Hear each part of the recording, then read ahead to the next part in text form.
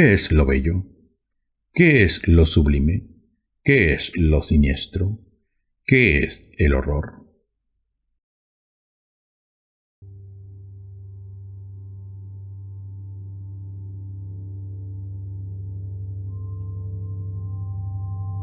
Pero hay una pregunta más importante, una pregunta que implica el conocimiento de nuestra propia humanidad. Debemos responderla para eliminar ciertas contradicciones extrañas en nuestra relación con la estética y con el arte. La pregunta es, ¿por qué lo bello y lo sublime parecen esconder y mostrar a la vez lo siniestro? ¿Es la metáfora del velo la explicación más acertada? ¿O estamos ante otra poesía más que oculta una verdad profunda? Preparando la entrega sobre el cuento Dagon de Howard Phillips Lovecraft, apareció algo importante, que no puede abordarse convenientemente sin tener un entendimiento de las categorías estéticas de lo bello, lo sublime y lo siniestro. Hay muchos lectores y muchos dedicados a canales de difusión literaria que se quedan solo en la superficie de este género, resaltando aspectos que incluso pueden ser simples accesorios del efecto más importante de su lectura. Pero en tanto se preparaba el siguiente vídeo, el análisis de las tres categorías en el fenómeno de la conciencia resultó en un conocimiento trascendental de primera importancia para cualquier ser humano despierto. Así que hoy vamos a dilucidar los fenómenos estéticos en nuestra conciencia para encontrar su unidad. Y daremos unos alcances finales sobre la relación que existe entre ellos y la literatura de horror. Partiremos desde los postulados kantianos respecto a la experiencia de lo bello para adentrarnos en el mundo de lo sublime y lo siniestro. Allí encontraremos esa unidad que lo explica todo. Intentaremos ser breves y sencillos, pero también intentaremos no ser superficiales.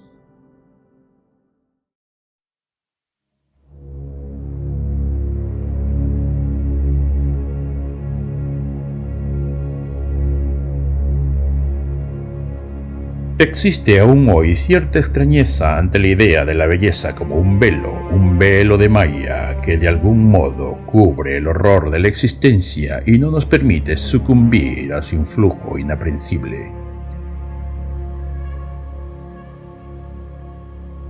Esto es una definición de tradición apolineo-dionisiaca en la estética y el arte, pero siempre ha habido una extraña contradicción en ella. ¿Por qué la propia belleza manifiesta lo siniestro? Se han hecho intentos de explicar esta extraña relación entre lo bello y lo siniestro, y sigue siendo un enigma. ¿Cómo lo bello puede ser siniestro?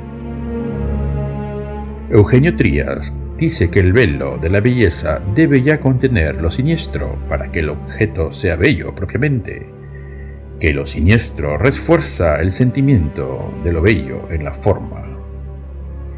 Pero se trata de una solución que no satisface del todo, pues la pregunta sigue persistiendo.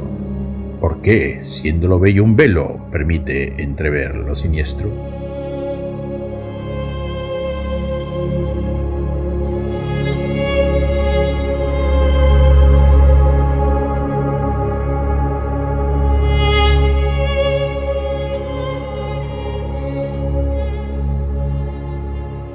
De ser un velo lo bello, debería ser perfectamente separable de su especie de antípoda, el horror. Pero no es posible. Siempre aparecen juntos como dos caras de una misma moneda, como dos hermanos, hijos de una misma madre. ¿Por qué en donde aparece lo bello asoma lo siniestro? Si no es porque hay una relación mucho más profunda y causal entre una y otra categoría estética. Es decir, si la belleza no es por sí misma siniestra. Vamos a desarrollar un postulado distinto. Vamos a desarrollar una analítica trascendental para ver la unidad existente entre lo bello, lo sublime y lo siniestro. Si estamos en lo cierto, ya no hacen falta explicaciones extrañas y arbitrarias como que la belleza es una especie de velo casi insustancial que proyectamos sobre la visión del horror del mundo, sino, y aunque aparente ser un velo en determinada interpretación, es el resultado de la propia forma de los objetos del mundo en el fenómeno de nuestra conciencia, que produce a su vez y primordialmente lo siniestro. El propio Kant establece dicho principio único al abordar el tema de lo bello en su obra La crítica del juicio, publicada en 1790. Veamos lo que dice el genio de Königsberg.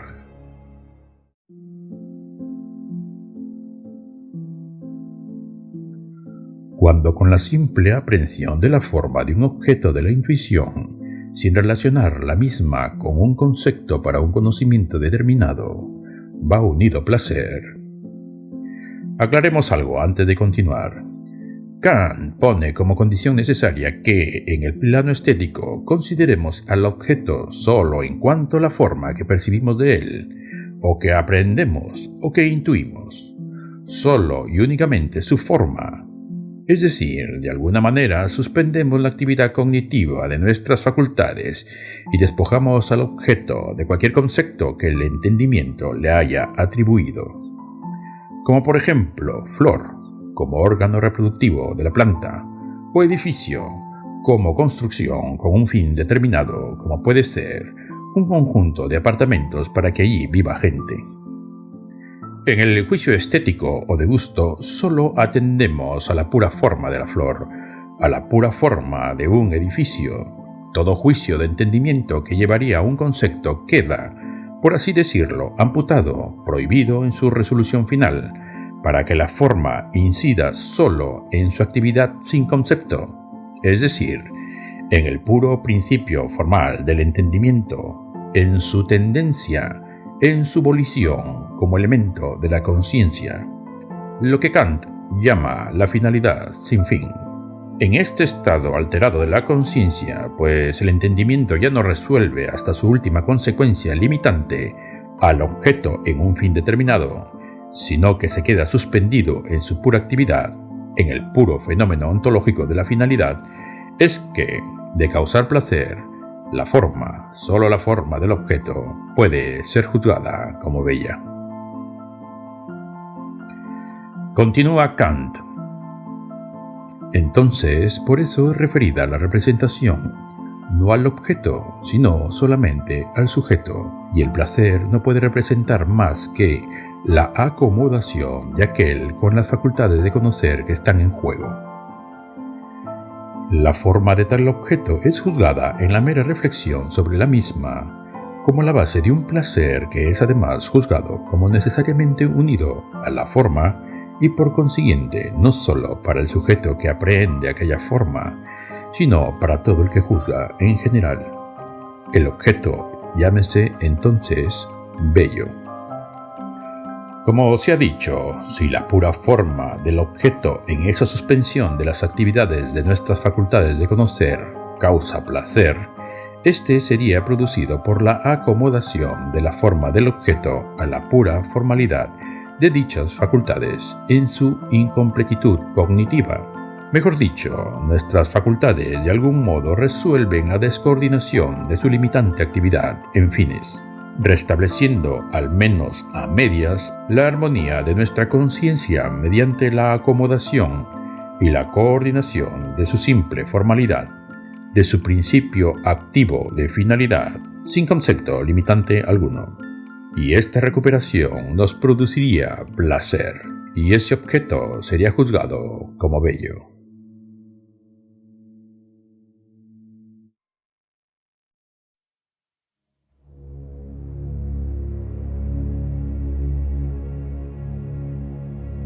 Pero vemos que aquí hay algo extraño, pues el fenómeno estético donde aparece lo bello resulta ser una especie de tensión de una conciencia puesta en riesgo al suspender su actividad limitante, y un esfuerzo de nuestras facultades para restablecer el equilibrio, la limitación natural de dicha conciencia. Pero al ser un restablecimiento incompleto, puesto que el concepto nunca puede aparecer, El placer en el restablecimiento a medias de nuestra limitación consciente viene acompañado de la incomodidad, del malestar que causa siempre la previa suspensión. Cuando Kant habla de esa acomodación del objeto con las facultades del conocer, vemos que allí hay una necesidad de reacomodación de dichas facultades. Esto solo puede deberse a que anteriormente al efecto estético de la forma en la conciencia, ésta se encuentra en un estado de armonía limitante de nuestra subjetividad. El acomodarse implica, pues, un reacomodo de las facultades del conocer para restablecer de alguna manera el equilibrio previo a la experiencia. Y este reacomodo es lo que nos causa placer. Es decir, solo podemos entender el fenómeno de lo bello admitiendo que el estado natural de nuestras facultades es de una cierta armonía que debe ser mantenida. Cuando la pura forma del objeto entra en juego, algo ocurre con dicha armonía que acaba rompiéndose. Las facultades de nuestra conciencia han perdido algo, han dejado de funcionar como es requerido de algún modo para algo en particular. Ese algo en particular es el concepto, impedido como presupuesto de lo bello.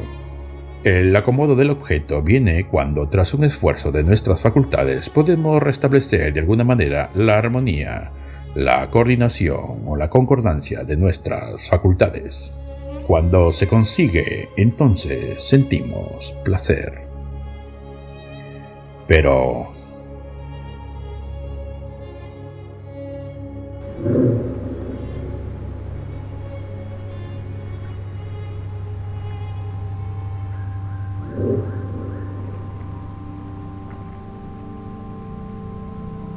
ante la mera forma del objeto, las facultades han sido suspendidas en sus últimos objetivos.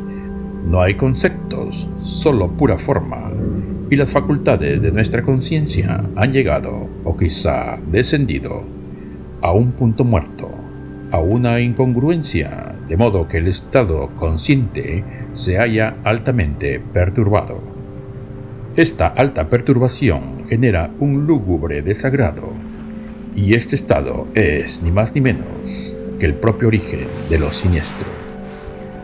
Lo siniestro es, pues, la pura suspensión de nuestras facultades en su misión de mantener la limitación y estabilidad de nuestra conciencia. Luego, dicho placer tras la acomodación en realidad solo proyecta una satisfacción tras haber recuperado algo fundamental, la limitación de la conciencia. Pero como falta el concepto, dicha limitación es resuelta solo a medias. Por eso, lo bello es siniestro a la vez. No es un velo, sino el resultado del perturbado estado estético en el que nos encontramos. El fenómeno al que nos enfrentamos es inmensamente más rico que un mero artificio. La forma no es bella porque pongamos algo delante de ella. Simplemente la vemos bella en el alterado fenómeno de nuestra conciencia. Y es siniestra porque nunca llegamos a resolver del todo su limitación. Es la misma forma y no una forma con un velo lo que se muestra pendulando entre el desagrado lúgubre de lo siniestro y la satisfacción de lo bello, debido precisamente al movimiento pendulante de las facultades de la conciencia en su impropia coordinación. Por eso, en una relación fenoménica llena de matices y grados, lo bello aparenta reforzar lo siniestro, y lo siniestro aparenta reforzar lo bello. Pero es solo el juego dinámico del libre fenómeno de la propia conciencia ante una forma sin fines atribuidos. Respecto a la belleza en la obra de arte, solo un apunte que es necesario para el ejercicio que se va a plantear. Al ser lo bello y lo siniestro dos estados de la propia conciencia que se manifiestan ante una forma determinada, dos estados solo diferenciados por el grado de coordinación y congruencia de nuestras facultades respecto a dicha forma y que se mantienen oscilantes dentro de un único fenómeno, la genialidad del artista estaría en su capacidad y destreza para crear una forma que consiga que la conciencia pueda entrar precisamente en ese estado oscilante de sus facultades. El artista no construye un velo que oculte lo siniestro, construye una forma capaz de desatar el juego oscilante de la conciencia, único estado en donde es posible el movimiento del ánimo entre lo siniestro y lo bello, y a la inversa. Hablamos de la ausencia de concepto, de la ausencia de un fin. Ahora observemos la siguiente imagen. Se trata del David de Miguel Ángel. Podemos reconocer un cuerpo humano, un rostro humano y en general el aspecto de un ser humano. Pero a medida que nos dejamos dominar por la contemplación de la forma, sentimos que dichas líneas, dicha disposición en la torsión del cuerpo, en los músculos, en la tensión del cuello y la cabeza, hay algo que nos descompone subjetivamente. Y aquí radica la genialidad del artista. Es como si ya no supiésemos qué decir. Nuestra alma enmudece y solo sentimos la incontenible emoción de lo bello. Pero a su vez, de manera confusa, de manera inseparable de lo anterior, la misma imagen no nos permite establecer concepto alguno que la limite y sentimos ese lúgubre desagrado de lo siniestro. La misma imagen que hace un instante nos emocionaba, ahora nos causa horror. Y viceversa. Ambas sensaciones surgen de la misma imagen, no de algo añadido sobre algo que se oculta. Nuestra conciencia entra inevitablemente en su descomposición pendulante y nuestro ánimo oscila libremente entre lo bello y lo siniestro. Hay casos en los que los objetos de nuestro entorno no son admitidos, o nosotros, de manera consciente, no los admitimos en una acomodación placentera de nuestras facultades. Los despojamos de los conceptos, pero impedimos la acomodación placentera. Entonces aparecen recargados de naturaleza siniestra, verdaderos mensajeros del horror. Veamos cómo, de manera genial, nos ilustra de estas circunstancias siniestras de la pura forma de los objetos, un maestro del horror de la talla de Thomas Ligotti. Recomiendo poner atención a todos los términos que remiten a lo que hemos expuesto hasta ahora sobre la limitación adecuada de nuestra conciencia y su perturbación al privarla de conceptos o fines. Dice Ligotti: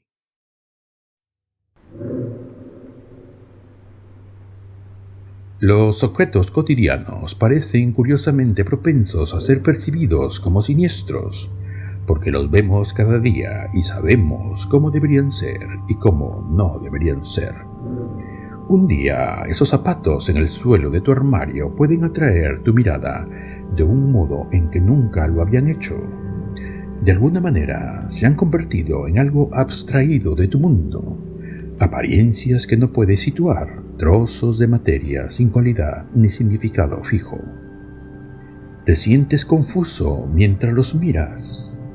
¿Qué son? ¿Cuál es su naturaleza? ¿Por qué debería haber algo en vez de nada?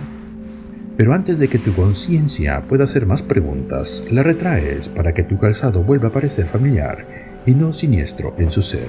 Eliges unos zapatos para llevar ese día y te sientas a ponértelos. Es entonces cuando te fijas en los calcetines que llevas y piensas en los pies que ocultan y en el resto del cuerpo al que están unidos esos pies ocultos y en el universo en el que ese cuerpo vaga de un lado a otro en compañía de tantas otras formas siniestras. ¿Y ahora qué? Parece decir una voz desde el otro lado del ser. ¿Y qué ocurriría si te mirases a ti mismo, el objeto más cotidiano que hay, y te sintieses incapaz de asignar una cualidad y un significado a lo que se ve, o a lo que lo ve? ¿Y ahora qué, en efecto? Vemos cómo queda claramente definida la condición de lo siniestro en los objetos. Lo que se llama pérdida de familiaridad es solamente la suspensión de nuestras facultades en su tarea de mantener la limitación fundamental de la conciencia. Los objetos pierden su significado, es decir, sus conceptos, y entonces estamos perdidos. Es un asunto subjetivo, no depende de la forma de los objetos, pues como ya hemos dicho y seguramente repetiremos, allí no hay nada más allá de las formas. Solo se trata de los lamentables efectos de nuestra conciencia, que es una especie de apaño del ser y que se ha perturbado. Pero nos damos cuenta que estamos ubicados en la pura teoría kantiana de lo bello en su primer momento, es decir, en la carencia de conceptos. Algo ha ocurrido con nuestra conciencia en este caso, en el que no hay al menos esa recuperación mediana de su limitación adecuada. Nuestras facultades se hallan en punto muerto, el entendimiento se pierde en la imposibilidad de conceptos que fijen la realidad, pero además no se acomoda formalmente a los objetos y la imaginación vaga sin anclaje alguno. Hemos suspendido a propósito nuestra capacidad para restablecer algo de nuestra armonía subjetiva. Los objetos aparecen totalmente siniestros, porque la desacomodación de nuestras facultades nos lleva directamente a la angustia, al miedo, al pavor, a la demencia. Esta situación de desaprensión total de las facultades ante la realidad es lo siniestro, es el horror. Esta situación angustiosa y demencial, causada por la desaparición de nuestra conciencia, es el horror. Y es horror, siniestro, etc., porque nuestro propio ser se desmorona, y ante esa sensación de nuestro ser desmoronándose, entramos en la pérdida de razón, en la locura y la bestialidad. Pero ya la sola forma sin concepto ha provocado el desastre, ya la forma ha suspendido peligrosamente la coherencia de nuestra conciencia. Todo va a depender de si resolvemos el problema a través de la experiencia de lo bello o caemos atrapados completamente en él. Podemos recuperarnos acomodando el objeto a la naturaleza formal de nuestras facultades en el estado de lo bello, pero como ya la solución es a medias, no es completa, sigue sin haber conceptos, ni distancia, ni limitación adecuada, entonces, a pesar del placer, nunca hemos salido del terreno de la descomposición de nuestra armonía. Por lo tanto, el sentimiento de recuperación parcial no puede reprimir el original sentimiento de descomposición del ser que está allí y que permanece allí siempre. La belleza no es más que un epifenómeno emotivo de los fenómenos de la conciencia en su estado siniestro. Lo bello no viene de fuera del fenómeno como un disfraz, nace dentro como un sentimiento del mismo fenómeno. La forma bella es siniestra porque en el centro de su manifestación se halla la pérdida del concepto y por lo tanto la descomposición de nuestra conciencia. No acudimos a lo bello como algo que tenemos a la mano para poner delante, es algo que surge ligado a la propia forma en el seno del juego pendulante, siniestro bello de la conciencia. De este modo, la vieja contradicción y extrañeza que nos producía la belleza como portadora de lo siniestro o como un artificio cobarde y extraño en el sistema ha sido eliminada. Se trata de un solo fenómeno. Esto nos permitirá unir adecuadamente las categorías de lo bello, lo sublime y lo siniestro en una sola, cuyas particularidades van a depender únicamente de la dimensión del objeto observado. Porque ante los objetos pequeños o de dimensiones admisibles, podemos desconectar a voluntad nuestras facultades para observar únicamente la forma. Pero hay unas dimensiones en las que dicha desconexión no se hace a voluntad, sino que es provocada violentamente y contra nuestra voluntad por la dimensión inabarcable del objeto.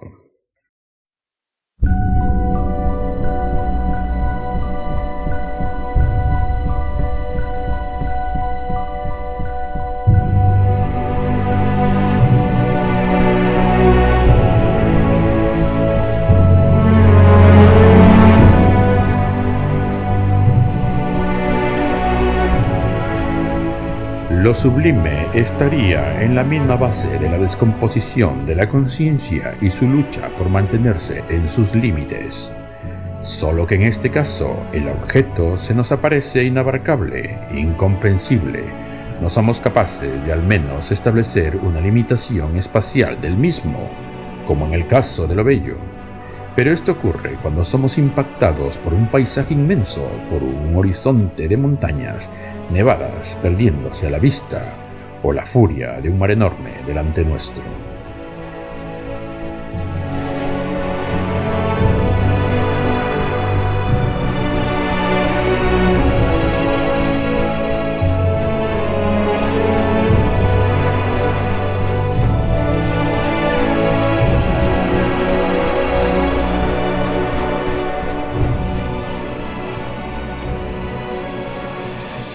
Podemos apreciarlo en esta famosísima pintura del romanticismo, obra del pintor alemán Caspar David Friedrich. Tras pocos segundos de contemplar la imagen, podemos sentir esa imposibilidad de abarcarlo todo, y de inmediato nos embarga esa descomposición casi total de nuestras facultades ante una imagen que nos impide una limitación para nuestra subjetividad. El problema no es el objeto, pues allí no hay más que objeto. El problema, al igual que en lo bello, es nuestro fenómeno consciente y sus limitaciones. El peligro para nuestra conciencia y nuestra mente es enorme, pues si en lo bello estamos claramente ante una suspensión de nuestras facultades arbitraria a propósito para conseguir el malestar y luego la restitución placentera de nuestra unidad, y dicha suspensión depende al fin de cuentas de nuestra voluntad, no ocurre así en el caso de lo sublime, pues el objeto sobrepasa nuestras capacidades limitantes. La suspensión de nuestras facultades ya no es un efecto de nuestra voluntad, es un efecto del objeto que nos impacta y la suspende por sí mismo. La tensión armónica de nuestro ser ante esa agresión de la naturaleza es terrible, casi enloquecedora. No solo nos embarga lo siniestro propiamente, sino la incapacidad para solucionar el impacto de la imagen, lo que la convierte por sí misma en una terrible amenaza. Como la imaginación se muestra incapaz de establecer una adecuada limitación, el entendimiento no puede solventar el problema. Será entonces la razón la que acuda mediante una idea y una disposición moral para restablecer en lo posible el equilibrio.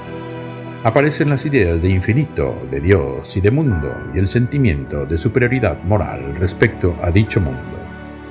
Basta apreciar nuevamente la imagen por un momento para sentir cómo Dios sube por nuestro vientre y se anuncia al mundo cubriendo todo el espectáculo con las ideas de infinitud, bondad, eternidad y esa moralizante emoción del heroísmo. Pero el esfuerzo de nuestro ser en el estado de lo sublime es tan poderoso, tan extremo, que el dolor propio de lo siniestro es mucho más fuerte que en lo bello. Estamos siempre a punto de caer. Pero, en todo caso, hablamos solo de magnitud del dolor y no de ausencia y presencia, pues lo siniestro, que es lo primordial, no es otra cosa que la descomposición de nuestra conciencia. Lo bello y lo sublime son el fugaz placer que sentimos al restituirla medianamente. ¿Y qué pasa cuando la voluntad se rinde o siente que se va rindiendo? ¿Qué pasa cuando en un momento de debilidad, quizá, o de pesimismo patológico, nos salimos de ese estado peligroso y estamos siempre a punto de sucumbir? Pasa que ya no somos capaces de sobreponernos mediante la acomodación de nuestras facultades a las formas del mundo. Ocurre que entramos en el mundo del terror, del pánico, de la demencia y de las tinieblas. Nos sentimos impotentes y estamos viviendo la pura experiencia de lo siniestro sin casi poderlo controlar. Y por las dimensiones absurdas del objeto no podemos luchar contra él, lo que nos conduce directamente a un drama macabro. El horror cunde en todo el mundo y nos aproximamos a la bestialidad y la muerte. Ligotti dice: la verdad es negra, apuntando a los objetos en su estado totalmente siniestro, sin concepto alguno, incluso como meras imágenes fantasmales carentes de cualquier tipo de realidad. Pero como ya se ha visto, allí no hay nada más allá que lo que aparece. Ni siquiera conocemos la verdadera naturaleza de dicha aparición. Todo lo demás son efectos de la actividad de nuestra conciencia. No hay una verdad negra en ningún sitio. Para ser estrictos, no existe razón alguna para creer en la existencia o no existencia de la verdad. Solo pura actividad consciente. Tal vez, quizá, somos nosotros simplemente una verdad complicada.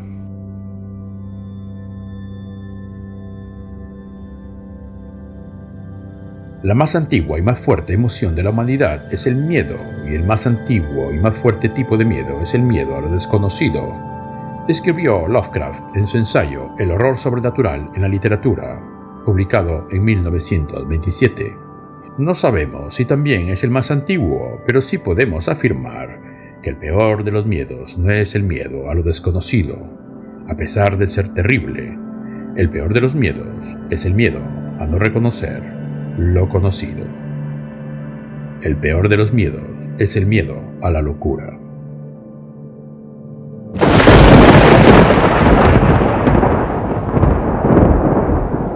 Tener conocimiento de todo esto es fundamental para enfrentarse a la literatura de horror más importante de los últimos 2 siglos. Mediante este conocimiento podremos entender perfectamente que en una historia nos confundamos entre las formas bellas, las formas sublimes y el oscuro miedo, el presentimiento horroroso que también nos provocan. Además, entenderemos de manera más eficiente la estructura y la intención en una narrativa como la de Poe, Lovecraft o Ligotti. Y también por qué en este horror se recurre consciente o inconscientemente a formas ilimitadas que producen el sentimiento de lo sublime, más que a formas bellas, pues aquellas generan un estado mucho más siniestro y violento que las últimas. Aunque si leemos principalmente a Poe, vemos que la belleza, siendo siniestra, también nos conduce por una vía mucho más sutil, delicada y emotiva a la demencia criminal. Y este es uno de los más grandes logros artísticos del atormentado poeta de Boston.